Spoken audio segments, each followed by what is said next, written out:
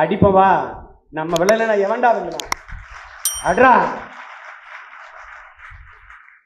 இது நம் நாடு, நம் மக்கள், நம் நிலம், நம் உரிமை, இது நமக்கான அதிகாரம்.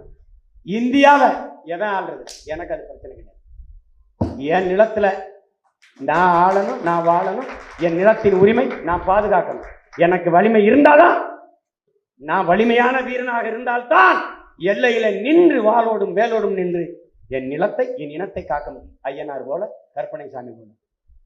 நீ எவனவோ அது எங்க போ, அது ஓ நாடு, என்னத்தையே பண்ணு, இது என் நாடு, என் கோடு. நீ அந்த இடத்துல லாபிக்கு அங்க நின்றுக்கிட்டு என்ன வேணாலும் ஆடிட்டு போ தம்பி. ஏர்கோட்டை தொட்டா தூக்கி